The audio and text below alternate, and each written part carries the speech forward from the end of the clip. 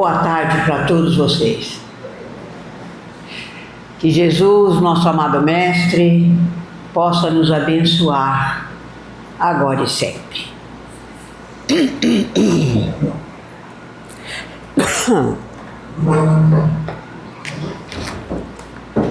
No capítulo 25 do Evangelho segundo o Espiritismo, que tem por título Buscai e Achareis, nós destacamos o item 6, que também tem o seu título próprio, que é Observai os pássaros dos céus. E nós aqui então tiramos alguns parágrafos para que em cima dele pudéssemos refletir na mensagem proposta. Não ajunteis tesouros na terra, onde a ferrugem e os vermes os corroem, onde os ladrões os desenterram e roubam, mas formai tesouros no céu, onde nem a ferrugem nem os vermes os corroem, porque onde está o vosso tesouro, aí também está o vosso coração. Observai os pássaros do céu.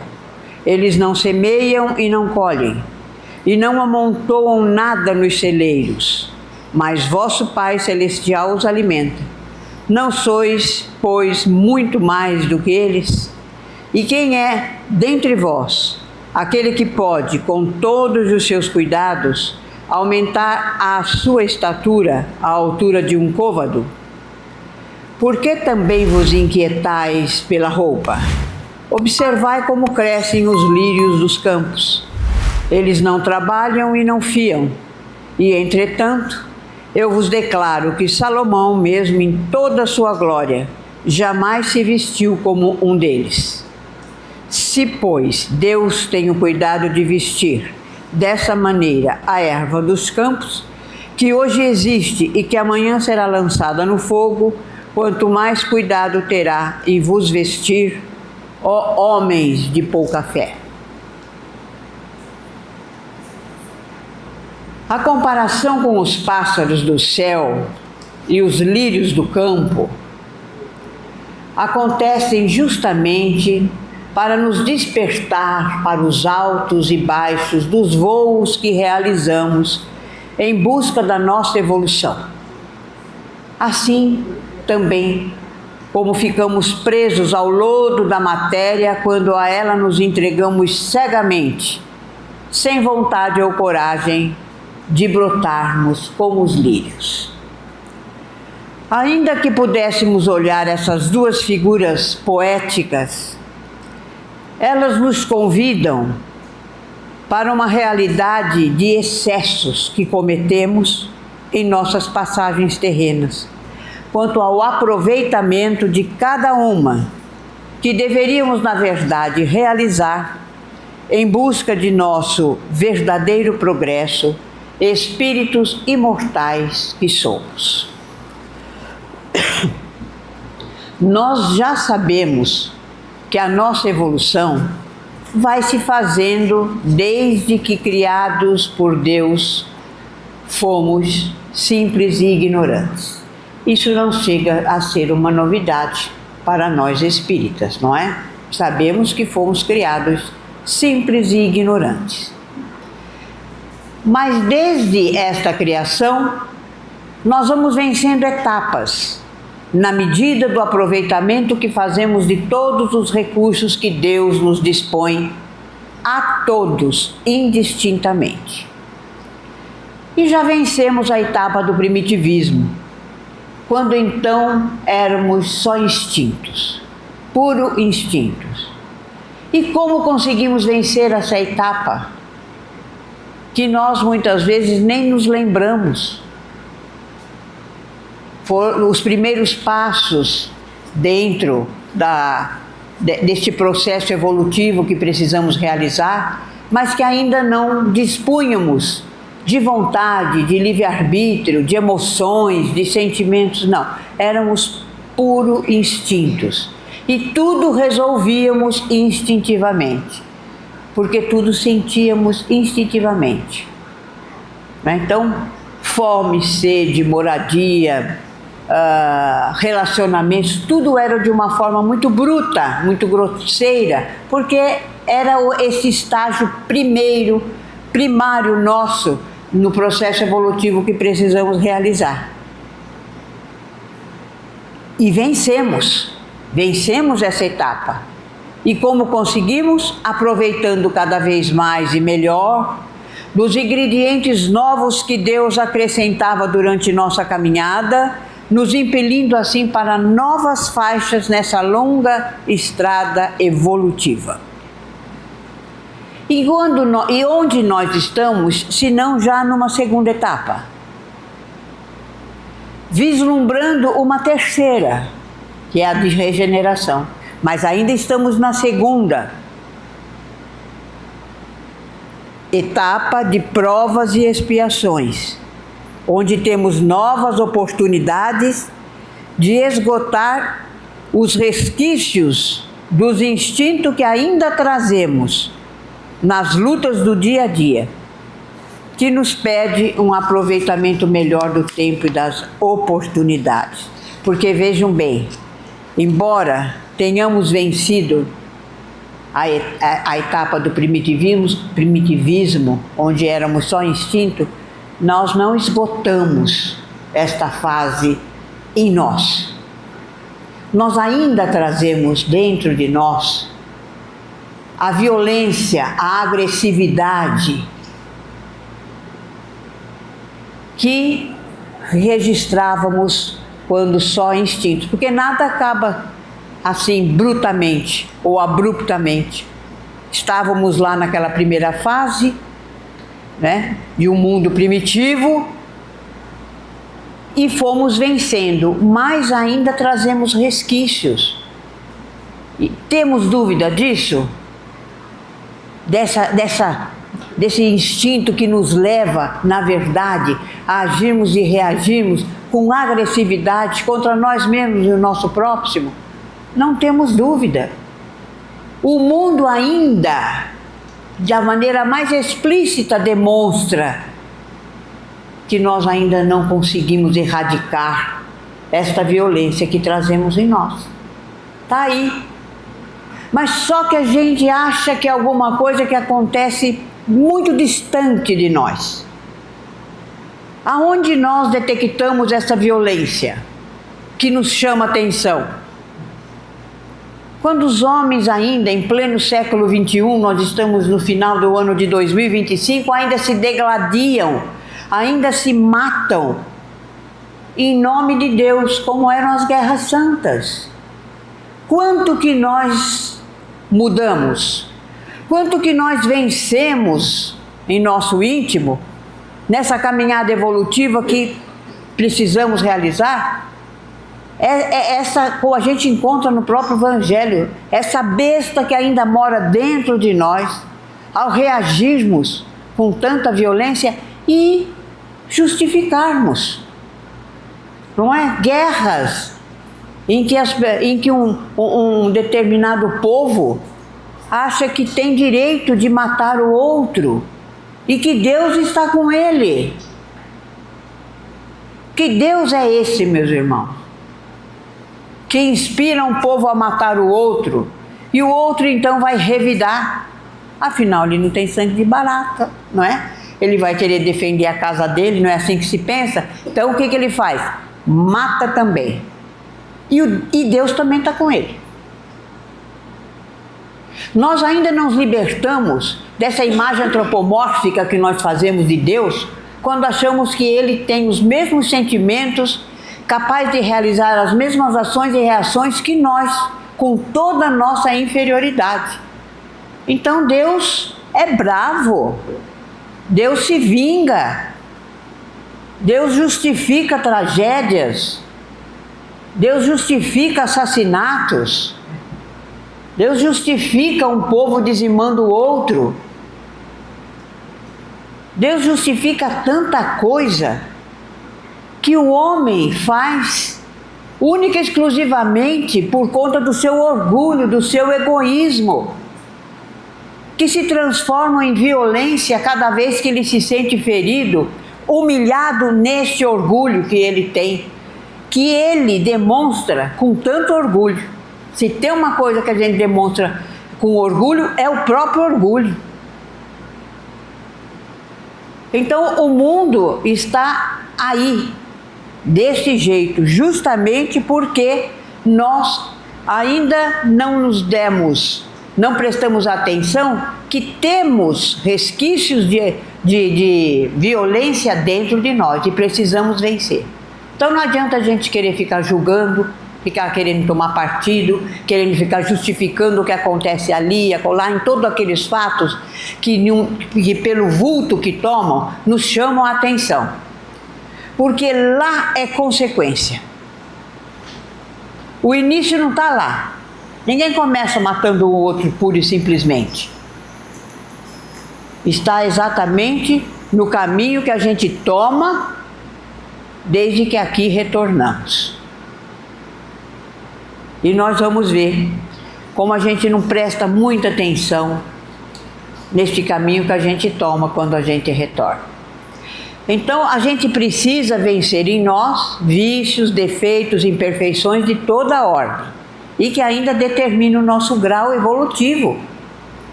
De que forma? Pelas dores, sofrimentos e tragédias que o nosso mundo revela. Então nós não vencemos em nós esses vícios, defeitos e imperfeições que fica muito na superficialidade, né? A gente está cansado de ouvir, todo mundo tem vício, defeito e imperfeições. Quem é que para diante do espelho e fala, quais são os meus? Quais são os meus vícios? Porque o dela eu já sei. É aquilo que eu não vou com a cara dela, então eu falo, é aquilo lá. Agora os meus vícios, quais são? Quais são os meus defeitos? Não é? Quais são as minhas imperfeições? O olhar primeiro tem que ser para mim, para dentro de mim, e não para o próximo. Porque o próximo não vai realizar o processo evolutivo que cabe a mim realizar. Então são coisas tão batidas, tão repetitivas, tão corriqueiras, mas que a gente não para pensar. E para vestir essas coisas, a gente só vê essas camisas nos outros. Nós achamos que nós, por pior que nós somos, nós não somos tão ruins assim. Não é? Já melhoramos, olha, a gente não pode parar e falar assim, puxa, então vou desistir. Já melhoramos, não vencemos a primeira fase lá, no seu grosso, vamos assim dizer, porque ainda temos coisas para jogar fora. Não é? Tudo isso que faz com que a gente continue sendo ainda violento, verbal ou fisicamente. Então, vocês me desculpem, mas é o ar-condicionado, ele faz isso comigo. Ou eu deixo vocês morrerem todos aqui com calor, ou eu fico tossindo. Então, a gente precisa olhar para nós primeiro, para que possamos aproveitar mais o tempo e as oportunidades. Então, à medida que a gente tem noção do que nós precisamos melhorar em nós entendermos que este ser ainda rancoroso que somos provoca dores, sofrimentos e tragédias no nosso mundo e, paralelamente, ir ocupando esses espaços com virtudes que representarão cada uma delas, um lírio em meio ao lamaçal. Que a gente está tão grudado na terra, né? Tão grudado nesse lamaçal, a gente não consegue tirar o pé. O que eu vou fazer? De repente eu olho lá, tem um líriozinho branco ali. A gente nem se dá conta de como que ele apareceu ali. Alguém faz ideia? Ele recebeu as mesmas oportunidades, os mesmos instrumentos, os mesmos recursos que nós. Ele trabalhou diferente esse recurso, então ele brotou ali no lamaçal.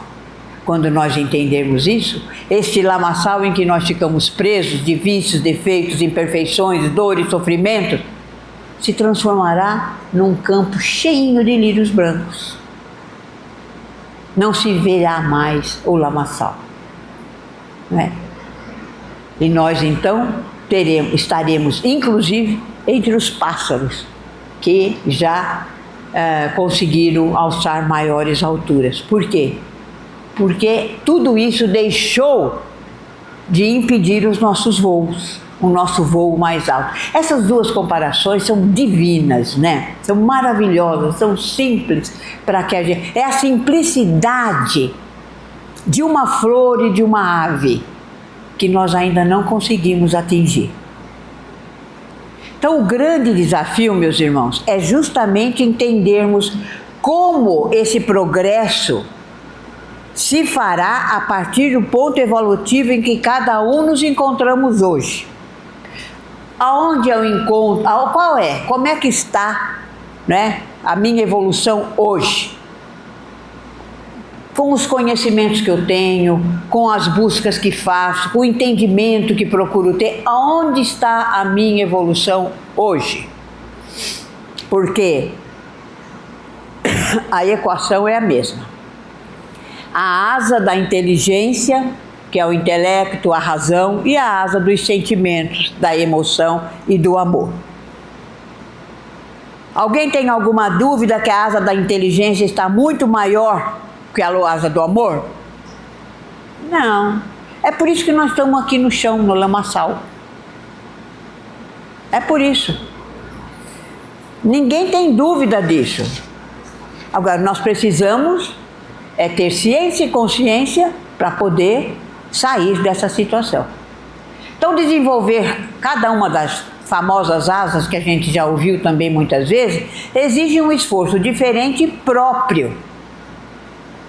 Porque nós investimos em ambas, mas só que nós caprichamos na da inteligência, do intelecto. Haja visto o desenvolvimento do nosso mundo. Quem que pode negar, né, todo o desenvolvimento das ciências, da física, química, matemática, engenharia, comunicação, telecomunicação, medicina? O avanço é estrondoso para o mundo de provas e expiações.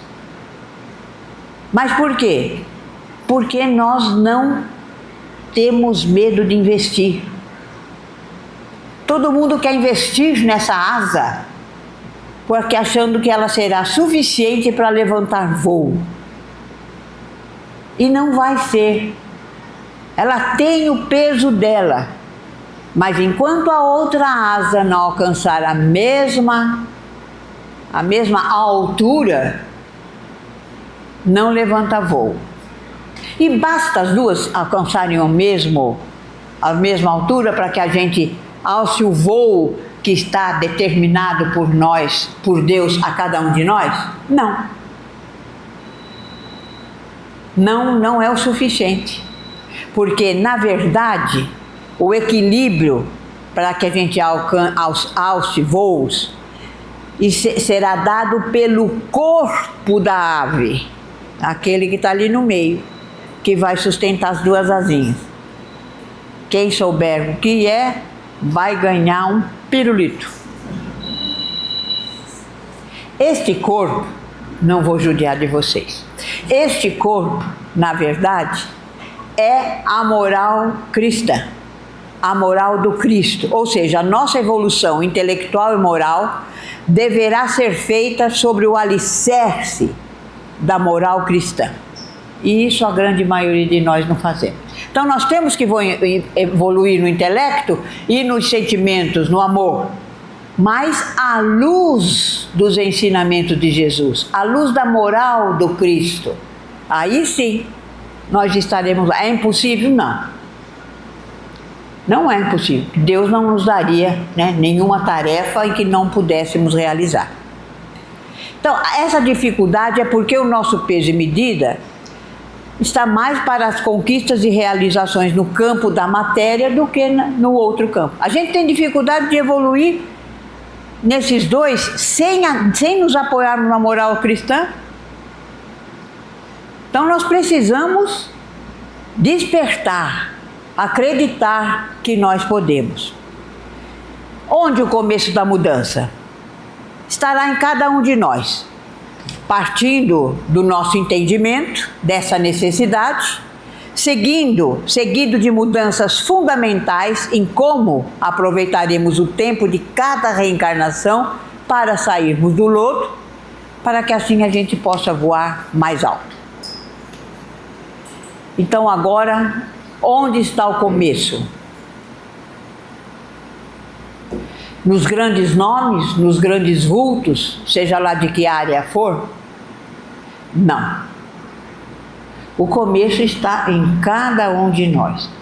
Percebam vocês, os tempos modernos, nunca deixa de ser moderno o tempo que a gente está, não é? Então, os tempos atuais, os tempos modernos, exigem do homem uma busca incessante. Corre-se muito. Tirando as pessoas aqui assim da minha faixa, 70 mais, a maioria corre muito, não corre? Ou não? Tem jovens aí que não correm. Então corre-se muito. Consequentemente, os males dos séculos cada vez mais atacam homens e mulheres que se envolvem com negócios e compromissos mil para cumprir numa correria desenfreada. Corre-se tanto que quando se percebe, a saúde está comprometida. A gente corre bastante, mas chega ali à frente, é só quando a gente corre tanto pela matéria, que quando essa matéria se compromete, com uma doença, com uma limitação, com qualquer coisa nesse sentido, aí, então, já está instalado. E muitas vezes a vida, nesse momento, já, como a gente diz popularmente, está escorregando pelos dedos. É quando o homem se volta para Deus em busca de respostas e soluções, né, para todos os seus problemas, para suas tristezas, para suas decepções, para suas angústias, para os seus medos, para suas dúvidas, porque ele precisou brecar. Quando ele breca,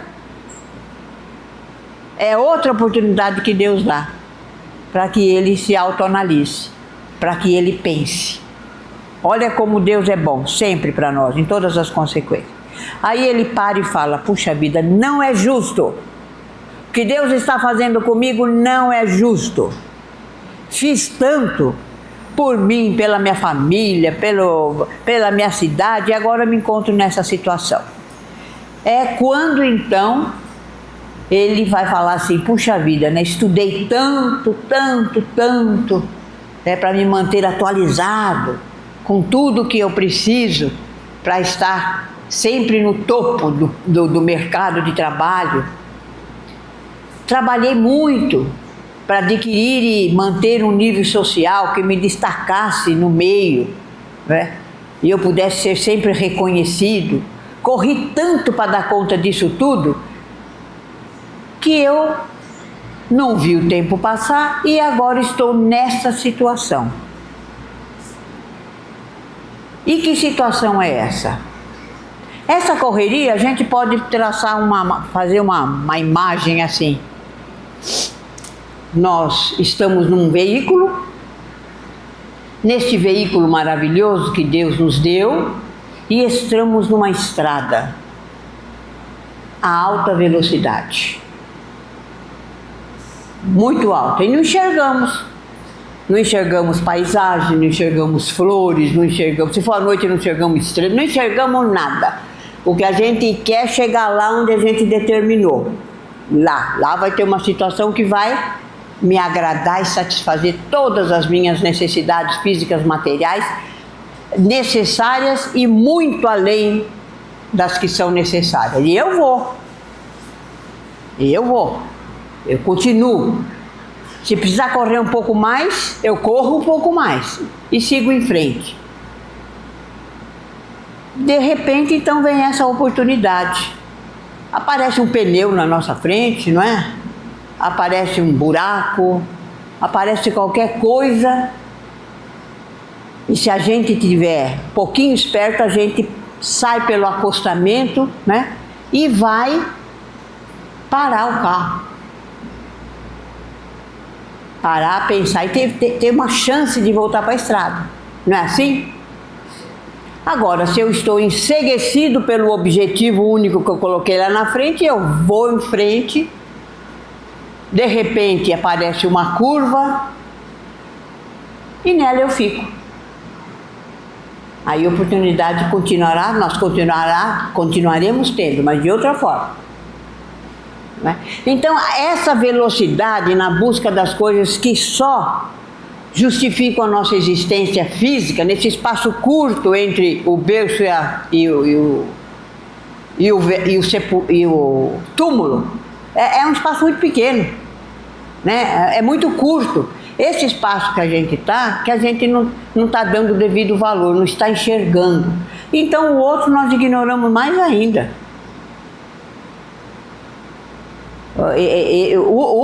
O futuro para nós vai ser sempre como está sendo o presente. Isso acontece porque a gente não para pensar, para considerar tudo que Jesus disse, tudo que Ele ensinou. Então a gente não mede sacrifícios, mas depois a gente se encontra de repente numa situação, né, em que ou nós precisamos parar mesmo e recomeçar diferente, ou então esperar uma próxima reencarnação.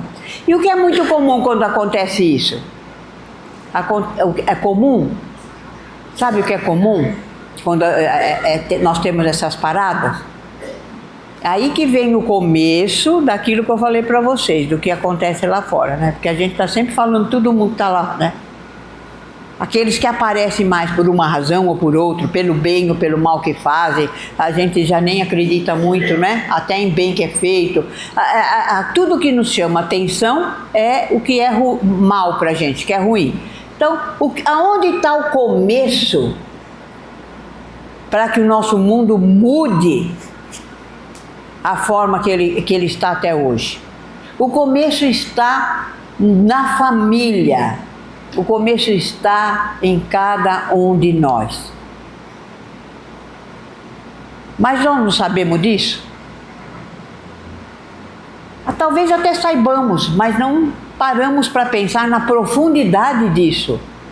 Porque todo mundo que faz romper uma guerra, todo mundo que solta uma bomba atômica, todo mundo que humilha o outro, todo mundo que rouba a terra, todo mundo que corrompe, que seja em todos os sentidos, não é só financeiro, não, nesse sentido moral também. Tudo isso tem início na educação que se recebeu na família. Então não adianta a gente ficar olhando e crucificando. Vou olhar a mim e a minha família. Como foi que eu fui educada, como foi que eu cresci, como que eu posso melhorar até a educação que eu tive, não é? Porque às vezes a gente joga por conta da família as nossas falhas, né? Quantas pessoas que eu sou assim porque assim era a família da minha mãe. Era uma família muito grande, eles quase se matavam, mas estavam sempre juntos. A memória é só essa. Eles quase se matavam, mas estavam sempre juntos. Para quê? Para ver se enterrava logo depois? Porque já estavam se matando. Não é? E dessa forma a gente vai justificando. Aí eu puxei o gênio do meu pai. E você gostava do gênio do seu pai? Não. Então por que você repete? Se você já tem ele como modelo... Aí ele não deixava eu fazer nada, ele era muito bravo, ele batia. E por que você está fazendo isso com o seu filho? Se você tem a lembrança de que isso não te trouxe nada de bom, não te fez melhor, é a oportunidade de você refletir e fazer melhor com o teu filho. Porque teu filho vai replicar isso com o filho dele e em qualquer lugar, qualquer posto que ele for ocupar neste mundão de meu Deus. Né? Então nessas horas... se percebe que os filhos cresceram e tornaram-se réplicas perfeitas dos pais. egoístas, apressados e indiferentes para as coisas da alma. E dessa forma, eles apresentam-se com conceitos totalmente deturpados de família, de amor, de emoção, de respeito pelo semelhante. Mas fazer o quê? O que nós vamos esperar de filhos cujos pais estão numa corrida desenfreada na estrada da vida? Cada vez mais ausentes, física, moral, emocional e espiritualmente em seu processo evolutivo. Porque os colégios e as universidades transmitem essencialmente conhecimento, cultura, colaborando com o progresso intelectual. Mas é à família, aos pais, que cabe indubitavelmente a educação do espírito que permitiram, num ato de amor, num dia, que reencarnasse em seu lar. E por que eles permitiram? É aí a pergunta. Por que eu casei e tive um filho? Para continuar com o meu nome? Para ficar com a minha herança? Ou para ajudá-lo na continuidade do seu processo evolutivo? Percebem vocês? É por isso que o mundo está como está. Que a nossa análise está na superfície das necessidades físicas e terrenas. Então, nessa correria toda pelas coisas da vida, estão abdicando as responsabilidades e esquecendo os compromissos perante Deus. E deixa, então, de participar na educação moral e espiritual de seus filhos, que é, na verdade, a sua primeira e grande missão. Afinal, são espíritos que reencarnaram para que juntos pudessem corrigir algumas imperfeições, quitar dívidas do passado e promover alguma evolução no reduto do lar. Ali, não é fácil não, numa convivência diária. É o dia a dia que é a grande prova, é o grande desafio, é o grande trabalho que nós temos, não é? E, no entanto, se vem esses filhos sendo encaminhados apenas por secretárias, babás, avós, professores. Nada contra, mas cada um vai ter a sua tarefa. Qual é a tarefa da secretária, da babá, da avó, do professor? Está faltando a do pai, continua faltando a do pai e da mãe. Através da palavra e do exemplo, para que o mundo reflita essa mudança. Não é fácil. Sabe por que não é fácil, meus irmãos? Porque é um projeto autoeducativo. Ninguém muda, ninguém evolui pelo outro. E eu não estou falando aqui para dar lição para vocês como é, como não é. Estou falando porque eu sei que é muito difícil, que exige da gente muito esforço, muita paciência, muita renúncia, para que a gente consiga um mínimo. E quando eu não tenho esse empenho, nem esse mínimo eu consigo. Então esse nada que eu consigo numa reencarnação vai se somar a outros nada de outra reencarnação, a outros nada de outra reencarnação, porque eu não me esforço para ter olhos de ver e ouvidos de ouvir. O chamamento é de Deus, é de Cristo, para todos nós igualmente. Não é para a gente desistir, jogar a toalha, falar então não, vou procurar uma religião em que eu não precisa fazer nada. Eu já encontro tudo pronto. Podemos. Ninguém está proibido, mas vamos continuar no mesmo lugar. Vamos continuar no mesmo degrau da escada. Então é para isso que a gente estuda, é para isso que a gente lê, é para isso que a gente participa, para entender as coisas de Deus e do Cristo, é para que a gente possa mudar. Senão, vai ficar como sempre. Não é verdade? Então, quem pode dar os valores morais, espirituais, de respeito, de gratidão, de responsabilidade, de uma convivência sem agressividade, são sempre aqueles que fundam um lar, os pais, ou aqueles que são responsáveis, seja o filho biológico ou de qualquer outra forma que venha habitar aquele lar. Assumiu a responsabilidade, é sua. façam quase nada, mas sob a sua responsabilidade. Então a gente está muito esquecido, né, das exigências para viver bem no mundo que Jesus nos revelou. A gente está muito esquecido e a gente coloca valores muito próprios, muito nossos, ainda baseado naquele restolho do primitivismo. Egoísmo, orgulho, inveja, ganância, hipocrisia, maldade, essas coisas todas. A gente continua ainda com esses valores, buscando mais do que nós precisamos. Quando Mateus, no capítulo 6, versículo 25 e 34, registra uma citação de Jesus: não vos preocupeis, pois, com o dia de amanhã, porque o dia de amanhã já basta por si só, é justamente para que a gente não se exceda naquilo que não é necessário e que vai refletir na nossa saúde física, mental, moral, emocional, vai refletir. Mais ou menos um dia ou outro reflete. Então é esse exagero, esses excessos consumistas que levam a gente a se dedicar 48 horas por dia, não é? Aí depois a gente fica doente e fala: puxa, Deus é injusto, né? Eu não estava passeando, eu estava trabalhando 48 horas por dia. Para quê? Você não foi feito para trabalhar 48 horas por dia, você não tem estrutura para isso. Tudo tem que ter um equilíbrio, um limite, porque nós somos limitados. Sair deste limite é possível no campo espiritual, e esse a gente nem sempre está disposto. No campo material, sim, a gente tem que trabalhar, é claro, ninguém vai ficar aí vivendo às custas de quem, mas trabalhar de um modo que não se prejudique, não prejudique a sua família. Por que a gente acha que a família precisa de tudo, só de coisa material, não é?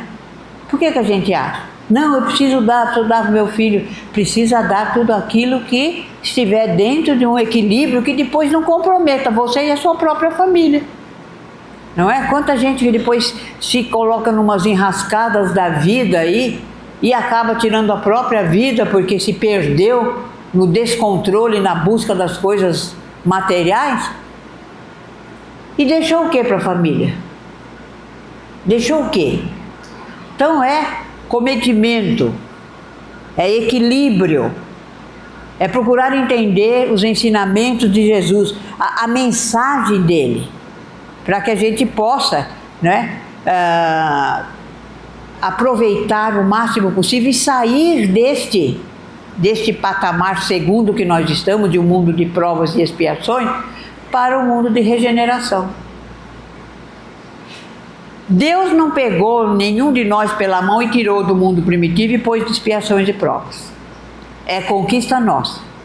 A nossa evolução é mérito nosso, é conquista nossa, do nosso trabalho. Imagine E agora? Agora esqueci como é que fala a palavra. Imaginam vocês a grandeza de Deus ao permitir que a gente tenha a alegria de sermos os próprios artífices do nosso processo evolutivo. Ele não bate uma varinha na cabeça de ninguém e fala: você vai deixar de ser pobre, vai ser rico, já vai deixar de ser um espírito cheio de vícios, vai ser um espírito de luz. Não, é conquista, mostrando que nós temos essas condições. O que nós precisamos é parar e pensar. Cada vez que a coisa acontece, vamos sair da superficialidade e vamos buscar nos aprofundar um pouquinho, para que a gente possa buscar essa evolução harmônica, né, dentro desse nosso mundo. Então nós precisamos diminuir o ritmo e o consumo que nós estamos acrescentando desnecessariamente à nossa bagagem. E não há receita, meus irmãos, não há uma receita pronta para vivermos bem. O que há, na verdade, é um caminho claro e certo para o nosso bem-estar, o nosso equilíbrio, a nossa felicidade. Qual é esse caminho? Ele mesmo disse: Eu sou o caminho, a verdade e a vida. O caminho é Jesus. Enquanto ele estiver fechado no Evangelho, enquanto ele estiver sofrendo numa cruz, enquanto ele estiver em todas essas manifestações materiais que a gente coloca ele, a gente vai continuar sem adentrar esse caminho. Ele é luz, ele é vida, ele é perdão, ele é amor, ele é força, mas não no sentido que a gente quer, que a gente pensa. Se ele é tudo isso, então ele não pode me deixar ficar doente, ele não pode deixar meu ente querido desencarnar, ele tem que fazer meu filho entrar na faculdade, ele tem que fazer com que eu tenha sucesso na minha vida profissional. E não é isso. Não é. Vocês percebem? É por isso que a gente sofre. E eu estou com vocês. Não se esqueçam disso. É por isso que a gente sofre. É a dificuldade que a gente tem de sair desse patamar. Porque o mundo de regeneração não virá por obra de milagre, como não veio de provas e expiações. E se alguém acha que vai para o mundo de regeneração já regenerado, está totalmente enganado. O mundo de regeneração é um mundo que vai nos permitir, nos dar condições, nos dar instrumentos para que a gente se regenere de fato. Não vamos pronto para lá. Nós vamos com condição de. Como viemos para cá, esse de provas e expiações, com condição de não sermos assim tão ceguinhos quando estávamos lá no primitivo. Não é? Então não há receita humana. Existe o exemplo, Jesus. Tanto que ele mesmo disse que era o caminho, verdade e vida. O que vale dizer que à medida que formos ouvindo suas palavras, enxergando seus exemplos e vivenciando a verdade por ele trazida, viveremos mais e melhor. Aprenderemos a observar os pássaros no céu e admirar os lírios do campo, porque teremos a nossa visão e a nossa sensibilidade sob um novo foco. Em outros termos, não devemos dar aos bens materiais mais importância do que aos bens espirituais. E quando for necessário escolher, dar mais importância aos bens espirituais. E o Espiritismo está aí, como filosofia, ciência e religião, a nos ajudar a sufocar o orgulho e o egoísmo que nos leva a viver nessa correria e a adquirir as virtudes que nos aproximarão do nosso Pai Celestial. Meus irmãos, olhar para o céu e compreender a grandeza de Deus em toda a sua criação, dotando os pássaros de leveza, beleza, senso de orientação, conservação, sem que se choquem ou despenquem por desrespeito à sua natureza. E o homem, dotado de razão e livre-arbítrio, nem sempre compreende a grandeza de Deus e perde o senso de orientação, de conservação e a leveza de uma vida comedida. Então a gente olha para o céu e vê esses pássaros tão equilibrados, não é? E a gente volta para nós e vê como que frequentemente nós perdemos o senso de orientação, de conservação, de leveza, que nos proporcionaria uma vida comedida. Não tem tempo. O homem não se dá tempo de voltar seu olhar para o alto e buscar o Pai de forma mais simples. Nós não estamos nos dando esse tempo. E da mesma forma, Cristo, da mesma forma, quando se refere aos lírios do campo, está nos convidando a buscar sempre os valores puros da alma, em que pese o lamaçal em que nós estejamos presos. O lamaçal são as nossas dificuldades, tudo aquilo que nós não nos empenhamos em nos libertar. Os nossos medos, as nossas frustrações, as nossas dores, de toda ordem, que visitam todo e qualquer setor da nossa alma, é isso que nós precisamos nos libertar. Então, Eu não vou ter tempo de fazer uma prova com vocês para saber o que vocês guardaram do que eu falei. Posso fazer? Se ele deixar, vai correr risco que eu vou fazer. Então vamos resumir isso numa frase de André Luiz. Se a gente conseguir levar isso, a gente já tem condições de pensar um pouquinho mais. Vida atribulada nem sempre significa vida bem vivida. E que a gente possa despertar para que possamos ter uma vida bem vivida.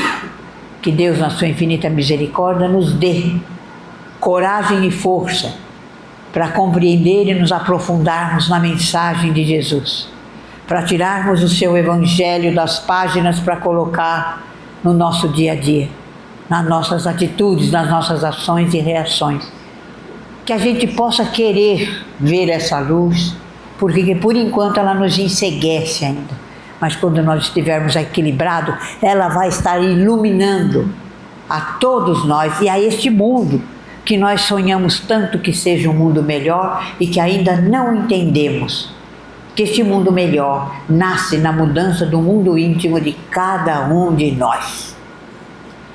Que não nos falte força, coragem, que possamos nos dar as mãos, né, no sentido de amparo, de esclarecimento, de força, para que a gente realize a grande transformação.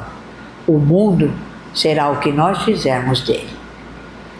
Muito obrigado pela atenção de vocês, uma boa tarde, um feliz regresso aos seus lares e que todos possam ter sempre, hoje e sempre, noites de sono tranquilos e reparadores.